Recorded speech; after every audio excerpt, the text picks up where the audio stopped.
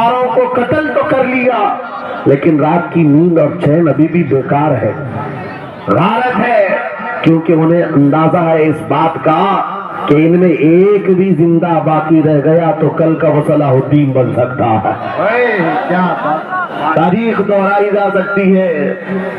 تمہارے علاقوں کو اکھاڑ پھینکنے اور اس کو بے گھر کرنے کی ایک ہی سازش ہوتی ہے کہ یہ غلامان امت محمدیہ میں رسول پاک صلی اللہ تعالی علیہ وسلم کی اس امت میں کوئی شیر بیدار نہ ہو جائے ورنہ کتوں کی نیند حرام کر کے رکھ دے گا۔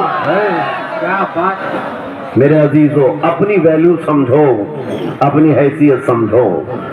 جب تمہارے ساتھ بری نظر لگ جائے تو تمہارے عروج و ارتقاء کی منزلیں شروع ہو جاتی ہیں۔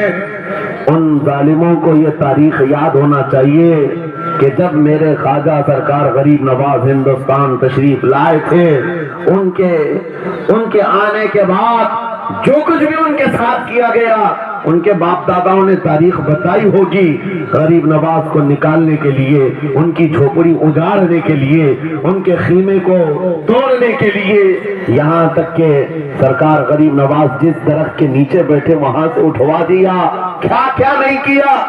لیکن آج تاریخ 800 سال کے بعد بھی سناٹے تاک تھپڑ مار کر کے بتا رہی ہے، جس کو تم یہاں سے بے گھر کرنے کی کوشش کر رہے تھے، اللہ نے اسے ایسا بادشاہ بنایا، تمہاری حکومتیں 5 سال کے بعد ڈیل ڈول ہونے لگتی ہیں، اور اس مرد قلندر کی حکومت 800 سال سے چل رہی ہے، وہ بھی گردنوں پر نہیں لاکھوں دلوں پر حکومت قائم ہے۔ کیا بات ہے، سبحان اللہ۔ قرآن میں اللہ فرماتا ہے وَأَمَّا مَا يَنْفَعُ النَّاسَ فَيَمْكُثُ فِي الْأَرْضِ، جو لوگوں کو نفع دیتا ہے وہ زمین میں برقرار رہتا ہے۔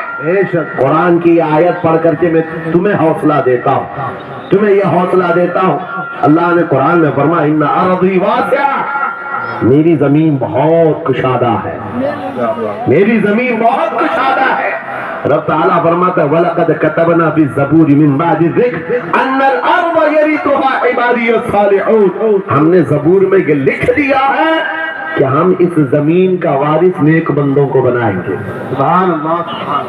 آپ اس بات کے خوف میں نہ رہے، اس بات کے خوف میں نہ رہے۔ عزیزان گرامی وقار، جو کام تمہیں کرنے کے لیے کہا گیا ہے وہ کیا ہے؟ وہ ایک ایسا انقلاب اس زمین سے آنا چاہیے، ایک ایسا انقلاب۔ آپ کو میں ایک بات بتا دوں تاریخ میں، جو تمہاری سچویشن اور تمہاری حالت کے مطابق ہو، میں وہ بات کرنے کی کوشش کرتا ہوں تاکہ تمہارے دل پر اثر ہو۔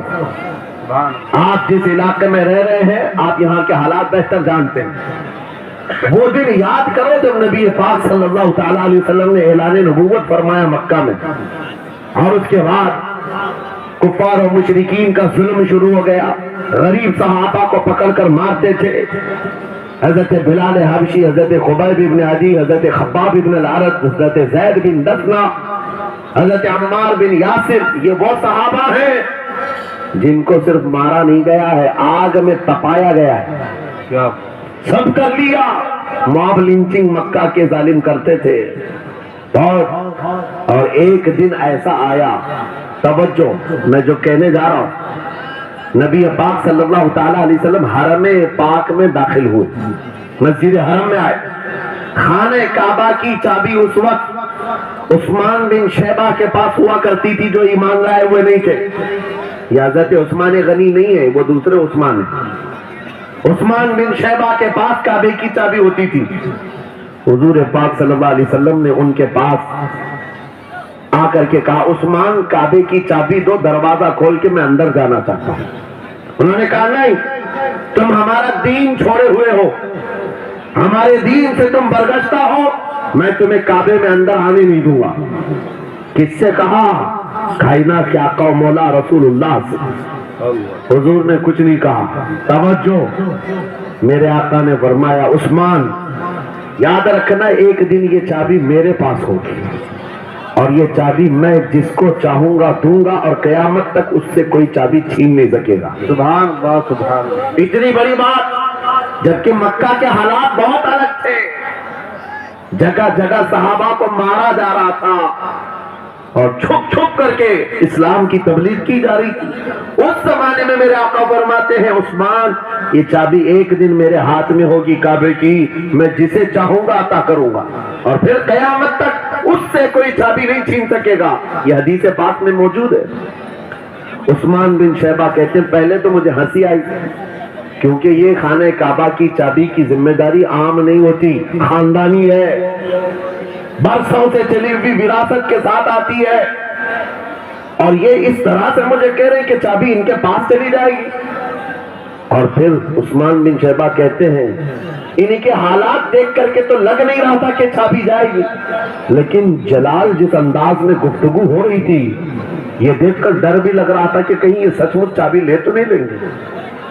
پھر عثمان بن شیبہ کہتے ہیں وہ حالات بھی آ گئے کہ جب رسول اللہ ہجرت کر کے چلے گئے مکہ، صحابہ بھی گھر بار چھوڑ کر چلے گئے، عثمان بن شیبہ کہتے ہیں اب تو دل میرا چوڑا ہو گیا، کہاں مجھ سے چابی لینے کی بات کر رہے تھے، کہاں ان کا گھر بھی نہیں بچا، گھر بھی چھوڑ کر جانا پڑا۔